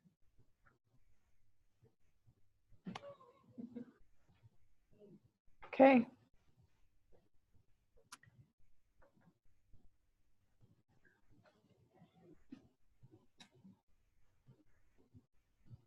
So I think, if anybody else is saying anything in the chat room. No. There's something else here, but I can't scroll down. I don't know why. There we go. Oh, they're talking about the next meeting, it looks like. But we've already decided that, haven't we? Sparkling Hill Spa in Kelowna? Yeah. So I'm thinking that this seems like all of us are asking questions and what are the tools and how it works. How do we get some direction on this? Item? Okay, so if all of us submit to ask it to be added to the L1 call? You want to do that too? Yeah? Yeah. Are you adding that to our agenda? And what was the other heat ticket I was supposed to add?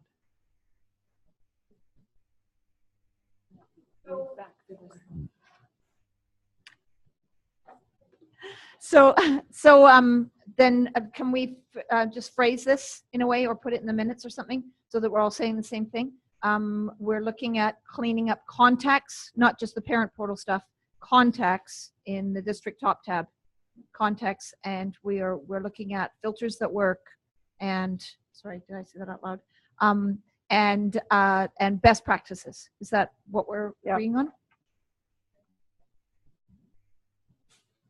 And I'd like to add that I really think that all contacts and accounts and user accounts should be managed by the enterprise level.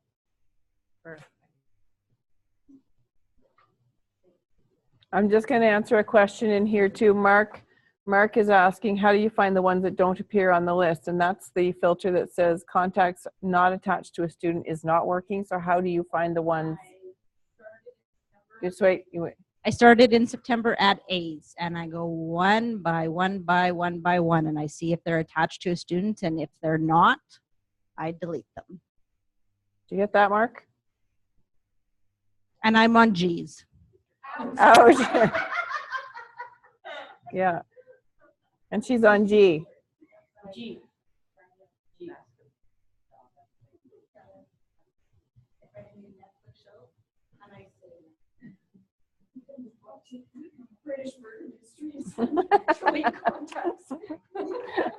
She writes her own sitcom about frustrations in my head.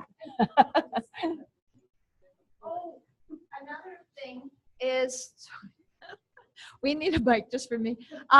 Another thing is do we have a thing where, stop laughing over there. No, you had to read what Lisa wrote. It goes faster with wine. She's down to the R's. So if we're doing all this cleanup over the summer, can we get back where we see more than 35 records? That's another thing to ask for, isn't That's it? another heat ticket. I would love that. We can ask for it, but I don't think it's gonna happen. No. They said that last year, but yeah, they said that, but can you do cartwheels down there, Jessica? All right, we're all silly after lunch. So Jenny says, I've been working through contacts as we prepare to turn on schools and have deleted 12,000 just since September. Same thing, looking at student attached and deleting if no student attached. Why do we need to find out why that filter doesn't work? That's the big picture. Yeah. So Everybody put in his hand heat ticket. Yeah, we can't see it on that one because it's an enterprise filter.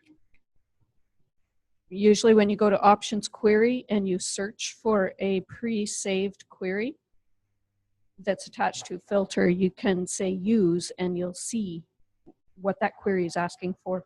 But I noticed that one's not showing up because it's an enterprise filter.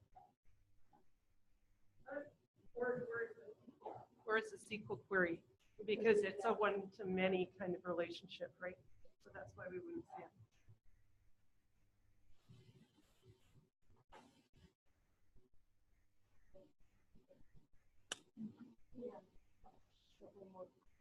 So Jenny's also saying, I see it has people every once in a while, but not very many in the filter.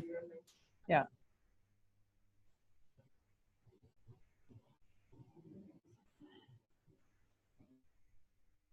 So it sounds like, Michael, we're talking about contacts as we go through this. Yeah. Yeah.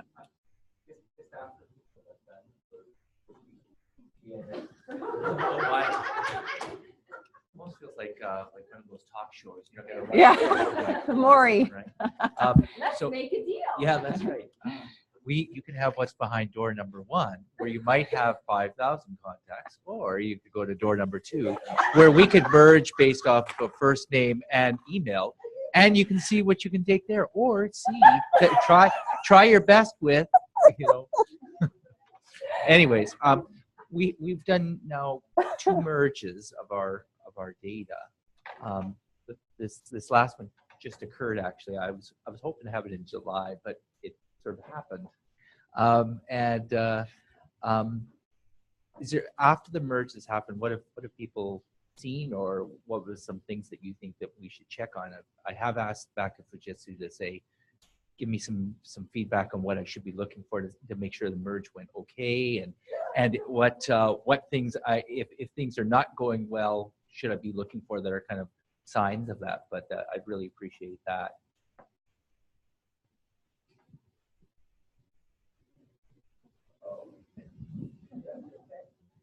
It is a daily task.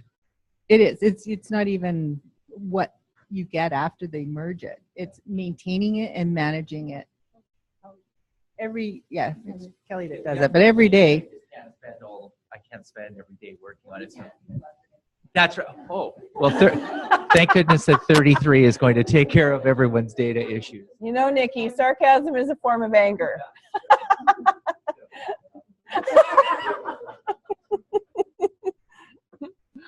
I'm just going to say here, I don't know.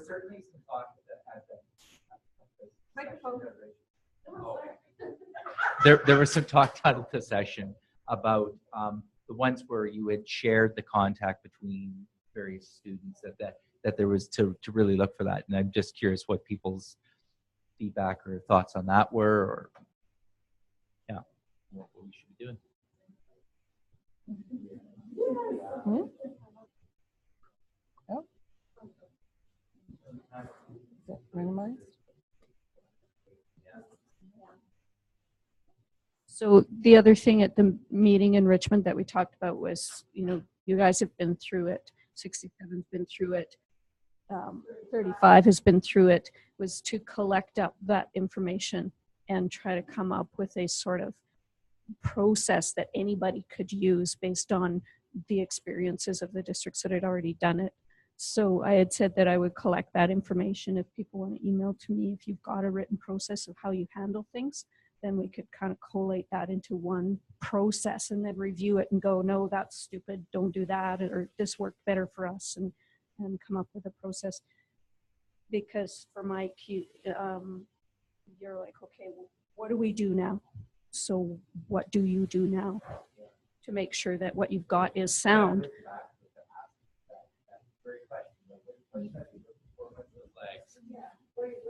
Yep.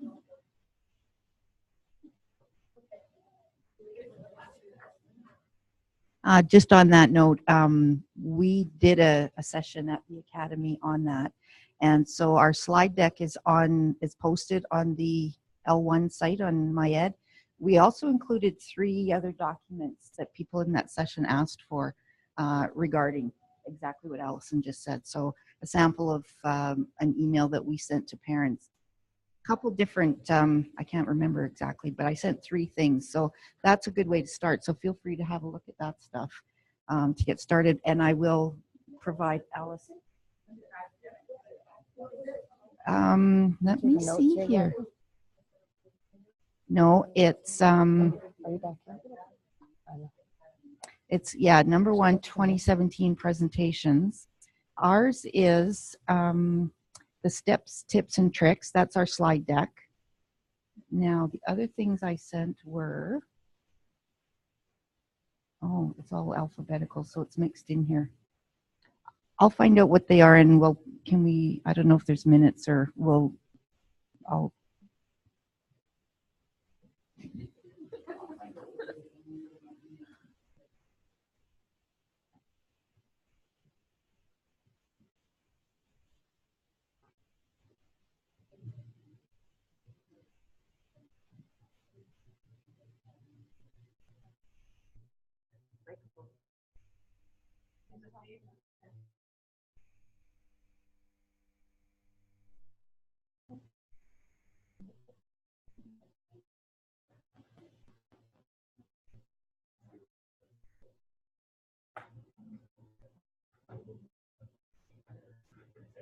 Okay, so Lisa's just looking for that document. And where is it, Lisa, did you say?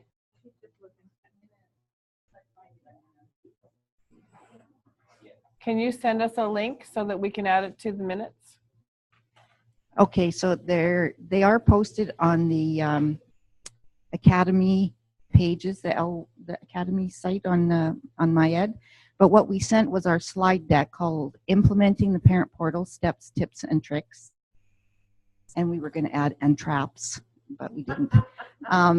The other ones that we sent were called Parent Communication, Portal Instruction, and Family Portal FAQ. So those are three that people had asked for.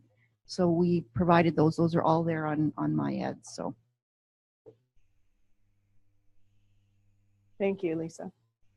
Actually, there were a few things from the last meeting too that people were going to. Did you ever get anything from anybody, Bridie? Well, I got minutes from people, which was nice, but you know what happened with those. And then that was I'm that was asking it. about the docs and the Yeah. links. Okay, fair enough. Actually, that kind of segues into, yeah, I will come back to that, but maybe we should create a spot just for sharing information from these meetings. So I did ask Fujitsu when we first started this process, and they have been extremely supportive. So it's great giving us time on this call. That I always send them the minutes so they know what's going on, and so that has been supportive, and they've been very helpful with that process. One of the things we talked about was having a forum site, and so with the L1 call, they needed somebody to facilitate that, so I volunteered. But with the forum, we needed somebody to maintain that site, and I asked for volunteers and I didn't get any. So we can do it, but somebody has to maintain it, and I can't take that on as well. So if anybody would like to do that, with Fujitsu did say no problem, we can set that up, but we need somebody to maintain it. So shout out for volunteers. Okay, we'll talk to. Okay, I have a couple things I want to share from here. Laval had asked about where that non-functioning filter was. It's in District View, District Top tab, and Contacts. And then Jenny says, every time a student is registered, a duplicate can be created, especially if the magnifying glass is taking too long for the clerical to wait and see if the contact already exists in the district. Yeah. Sorry. Just a note on that one. I mean, with large districts, it's going to take a long time anyway, but checking your district preferences and making sure that it is set to scope only to your district. So I'm talking district top tab, preferences, set up side tab. I'm not at the screen yet. It's not in the preferences, it's in the details. District top tab, set up side tab. When you click into the details of your district name, nope, I lie. It's moved. There's district top tab, setup side tab, preferences. The category is general. You'll see a basic tab with address format line 1, 2, 3. Then in your advanced sub top tab, there's address searching limit to organization. If you do not have that box checked, that may help. If it's checked, then when you use those address functions, it only looks within your district. It doesn't look through the entire province. It should be checked. Limit to organization means that address searching will be limited to Langley if you're in Langley district. Rather, so it can save you a lot of time in searching for addresses. If you have a lot of cross-district stuff, then maybe not as well, but that can help you with the amount of time it takes for that magnifying glass to find an address. But we still get the duplicates. So, yeah. Thing where they were saying it takes such a long time. I'm just going to take this back a bit. You know what? People in the Zoom world need to hear us. So we're starting to have conversations instead of including everybody. So just make sure you have the microphone when you're talking, please. Allison. And I'm going to say, Mark has asked here, and Nikki, I guess, for you guys, He's saying to find contacts not connected to a student, couldn't you find the contacts that show on the district top tab but do not show on the global top tab? Would that work? Have you tried that? Export both to Excel and do a lookup?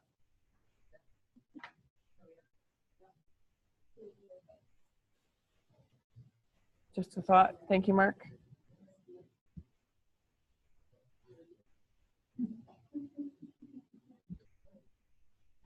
Oh, I didn't realize that autosave would actually work in that screen. So Lisa's saying if the person entering the contact info gets busy, the autosave can create a duplicate. Have you guys ever had that happen?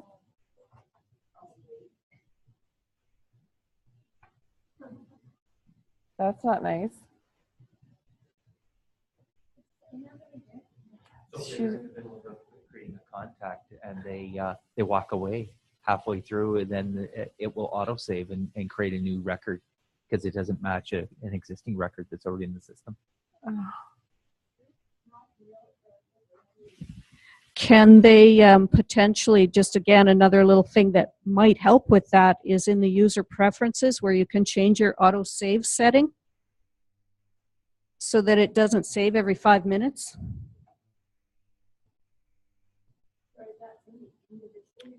It's an individual user setting. When you click on your name and you go to set preferences, in the general top tab, one of the items there is autosave interval minutes. If you're a clerical user that gets interrupted a lot, maybe your autosave should be set to 30 minutes. So that screen never saves. 68 says we set our autosave to 999. Yeah. That's a user preference. Every user has to do that. Yeah. The autosave interval is particularly important for your special ed users because of the workflow that they have to deal with right now. But it's a good thing to mention to all the users. Yeah.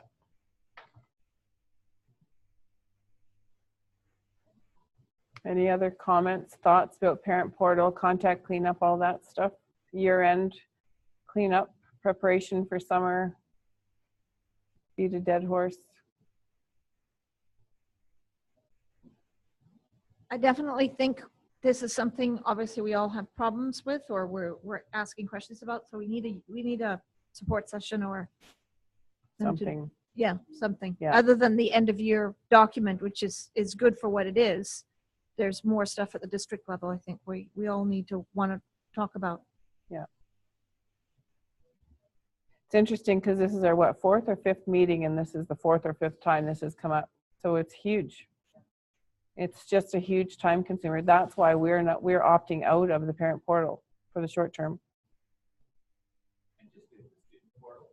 And only on an ad hoc basis. Like they're using the student portal to, we'll create it for a few of our pilot schools that have opted for course selection, course requests, and that's it. So, and we sort of do it as required. We want you guys to work out all the bugs, apparently. Keep at it. When it stops being talked about here, we'll do it. Right? It's huge.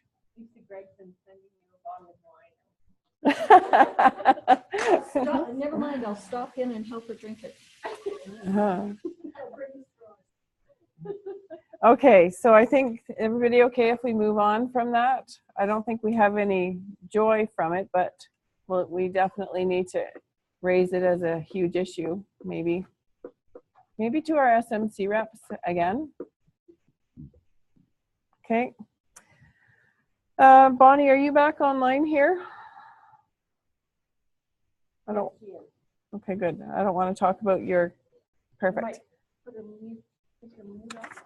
Do you want to talk, Bonnie?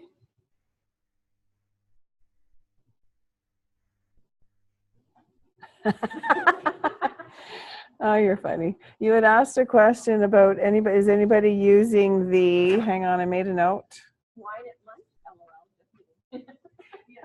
You had asked about the single. What was it? The transcript definition. Yes. Was that your question, Bonnie? Single term rubric at DL. Yep. K to 7. There was one, Jenny, I think Jenny said that they use it. Do you want to comment, Jenny? Anybody here use it? The single rubric definition for K to 7? Okay, Bridie's going to talk. We've used it for DL, which I'm sure a lot of you have. We've used it for summer school. We have had problems with Trax and Sadie with it. Now, I think those are solved. I say that with my fingers crossed. But I have so many questions. So if we're using the single term for summative reporting and we're doing it, what's the report card's going to be attached? And I know that's coming because I can hear Judy's brain moving as I'm talking about it. But when do we get it? What's the timeline? Who can we say yes to in September because of my principals are champing at the bit? Like, are we starting it, or that's where I'm at asking questions. And Jenny says just started using it this year. Not certain how it's going right now as she hasn't met with their clerical in a while. Jared's been managing it. So, and you say, Bonnie, that you're having problems with dates? With Sadie, no dates? Over and over. It doesn't post. Okay. So you guys are all having the same experience. E-ticket, SMC rep. Okay. Merging items. Okay. Do we have any other contributions for agenda items? Oh, hang on. Marks don't post correctly either. We did heat tickets, no replies. Spoke to someone at the conference as well, no return info. Uh-oh. Yes, Bridie, did you want to comment? That can't be recorded. Okay, fair enough. So, last call for new agenda items. Anybody in the conference? Okay. Bonnie. I'll just She's refusing to comment. Crystal, can I just add to the single term transcript? We use it for our DL, and we find the only way it kind of works and it holds the marks, and we manually add all the active dates and start dates. And when we have to post the mark column and post the date column for the course prior to entering the marks, or the marks won't hold. You have to post the column dates and post the course start date separately. Yeah. So labor intensive. Nikki, she couldn't hear you. Nikki, could you say again? Couldn't hear you. Sorry, so with the single term transcript, what we have found some success with the marks is that whenever we create a course, we have to post the start dates first, and then we have to create the post column terms. And then the clerical at our DL school, which uses it, goes through the grades top tab, grade input side tab, and adds the marks there, and then posts the marks to the transcript, and it seems to hold. You hear that, Bonnie?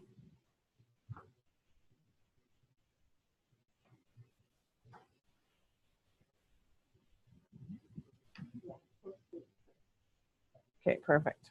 Crystal? So I've also been asked, because of these L1 meetings, which have been, I think, really, really successful, because of the minutes being distributed, because of the L1 support session where people bring things up and Fujitsu's hearing in the background, and other people like SMC hearing, SMC came back to me and said, great forum, love what you're doing, but there has to be heat tickets. So the process is, if heat tickets aren't done, SMC doesn't hear, even if we're not getting them answered, they're in there. It's a historical thing of what's happening. And so it's frustrating, and I will be the first one to say it's so frustrating. The heat tickets have to go in. And even if we're sending 10 of the same one, they have to go in. And then SMC also said that it's very clear that we're not all hearing what's happening at SMC. So Karina did speak to us at the Birds of a Feather session, and is trying to share some minutes with us and stuff like that. So hopefully that'll continue so that we hear what's going on. But again, I keep reiterating that the heat tickets are important, even though, and I did clearly tell Fujitsu at the conference that the message was we're losing confidence in it, and people are stopping using it. But again, they said the same thing. If you don't put it in, that's the only communication piece. So as frustrating as it is, we still need to keep putting heat tickets. That's a good question. I think we just, yeah. Repeat the question, Brian. Yeah. So I'm just wondering if when we're submitting heat tickets that are results of this that we need our SMC reps to be aware of, if we should all be saying in that heat ticket, this is meant for SMC, to act on. What's the appropriate thing to do there? I think you need to talk personally with your SMC rep and have that conversation with them, and then decide to put the ticket in together from your district, and then have that SMC rep take it to the SMC executive, right? Yeah. No, the ticket is there if it's for a change or something that's not working or something like that, but the heat ticket needs to go in for, so you're talking about, I don't know. Yeah. Yeah. Well, let's say dates in journals. So you want them to do something, and you've identified. You've talked to your SMC rep. You've identified what you want them to do.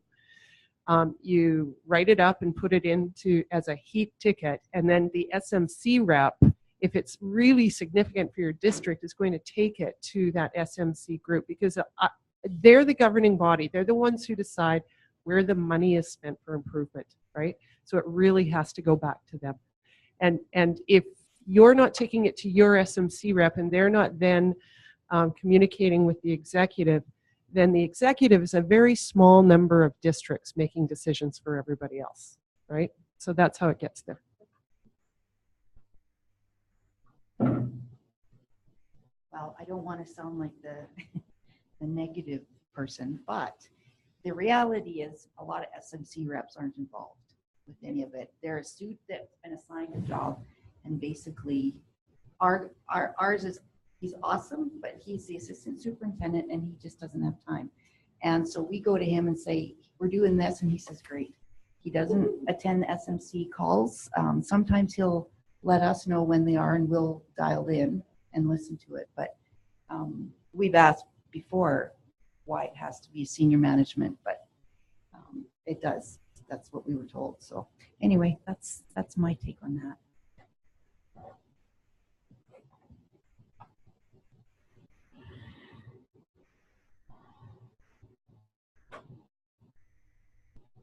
that. So John says, no response on DL single term rubrics, heat tickets since May 11th. Sad face. And then Bonnie says, please let me know if this is correct for single term rubric DL K to 7.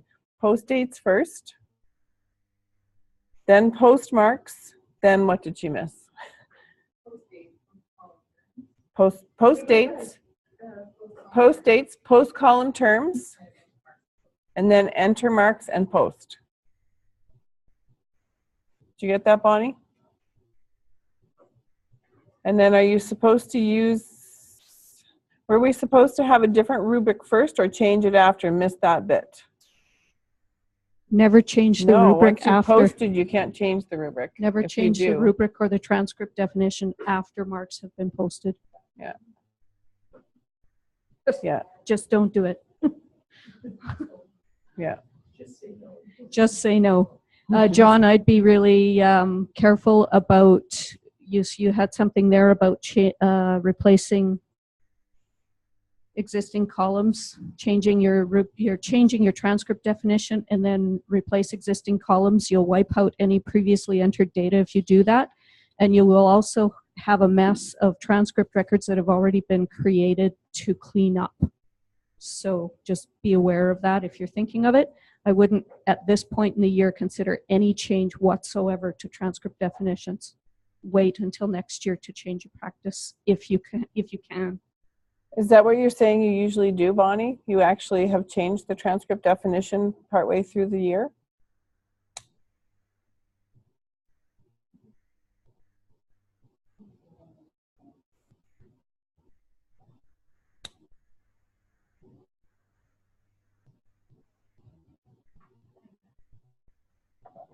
So you'll have some cleanup. Yeah, Bonnie, you could have a considerable amount of cleanup to do if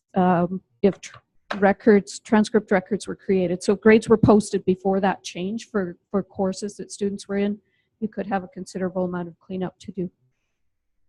You'll want to check those transcript records pretty carefully.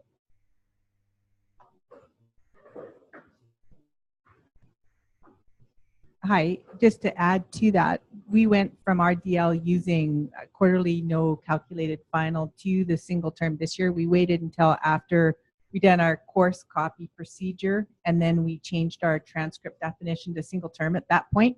But because we have our 2-year process for course completion between the 2 different transcript definitions, there was some clerical time that was spent moving and deleting the previous transcript definition to the new, so the active dates were read.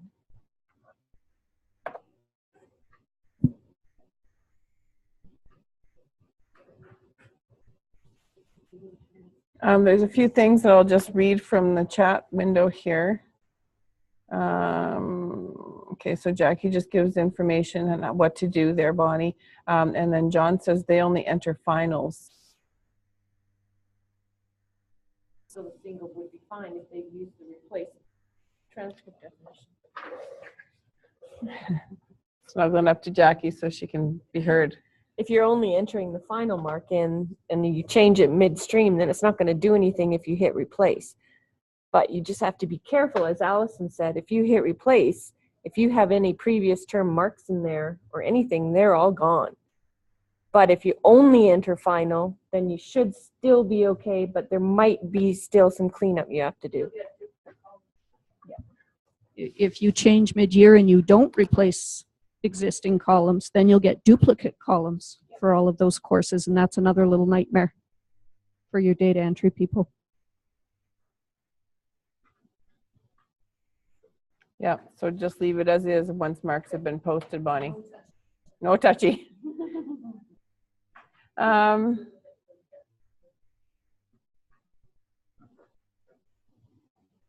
Yeah, you're right, Bonnie. Yeah.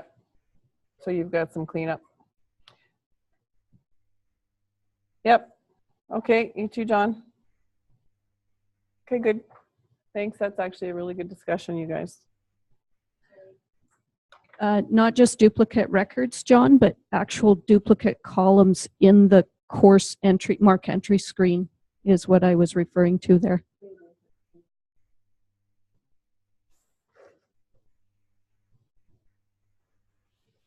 Okay. Any other thoughts, comments, agenda items, or should we move on to Sparkling Hills?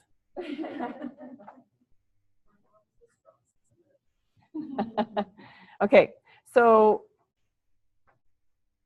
okay, good, John. So thoughts on where the next meeting might be? Are there any volunteers, suggestions for districts, voluntold?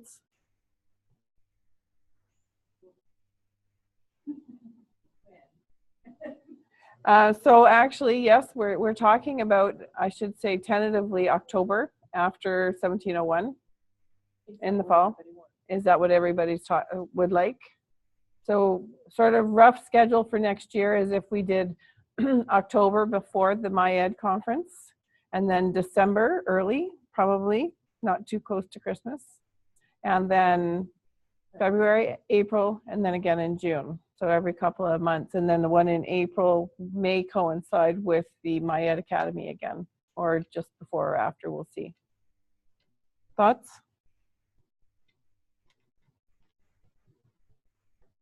That schedule okay with everybody? Thanks, Bonnie. Anybody else?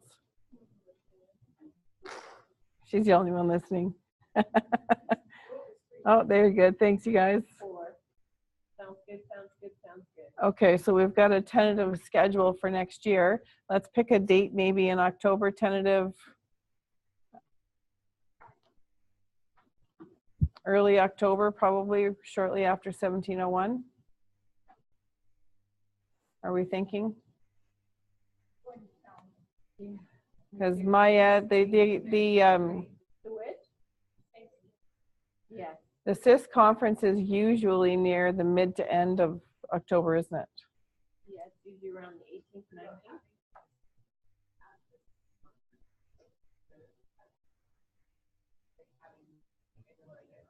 That's a good idea. Having an extra day, that actually, we'd probably get really good attendance if we did that.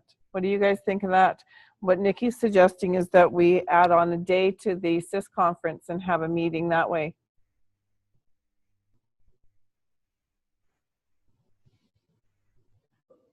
We could probably tag on to the hotel, like the whole facility, everything. Great, sounds good.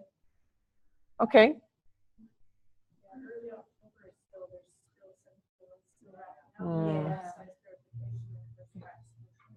Yeah. If we try and wrap it on either end of the CIS conference, it would probably be a good idea. Yeah. Yeah, Bridie?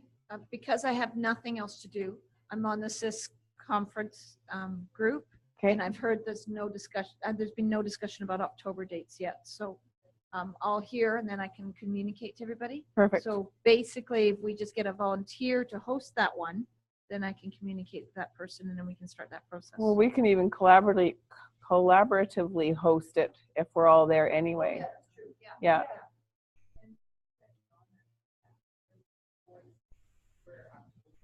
November. So I think that would be nice.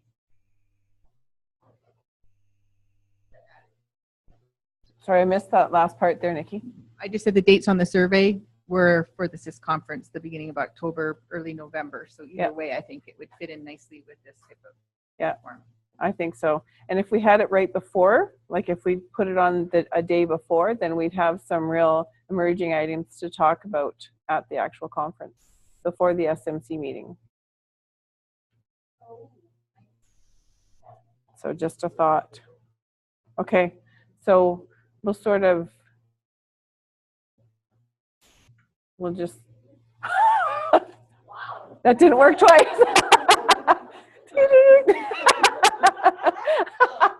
Okay, you all remember that show, right?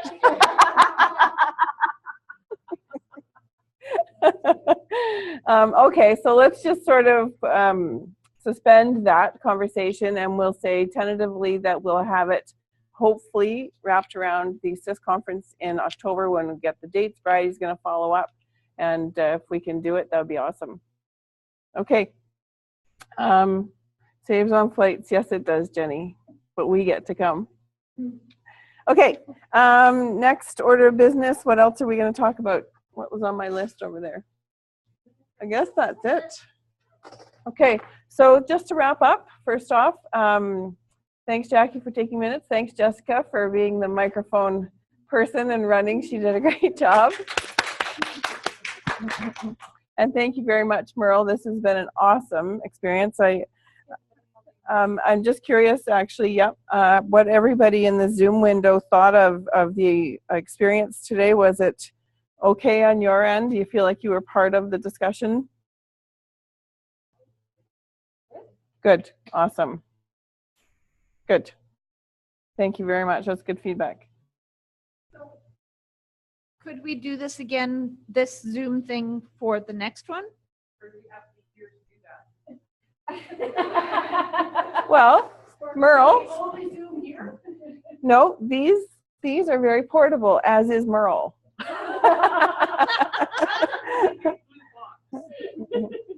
So actually, I have this for Merle and for Mark, and we'll hand these over because this is a big thank you, or a small thank you for a huge contribution to our meeting. Sorry, everyone. Yeah. Yeah. Yeah. So, and we're out. Anyway, seriously though, if you have questions, he apparently can do way more than he's done for us today. So, do you have any business cards, Merle? Anyway, really appreciate it though, because Jackie tried to call into the last one and the sound is really difficult unless you hadn't. So we thought, what can you do? And they exceeded our expectations, and we had none. And there's thanks for you on. Oh, and thank you. My pleasure. It was fun. I've always wanted to be on TV. It adds 10 pounds. Yeah, that's our joke yesterday. How many cameras are on you?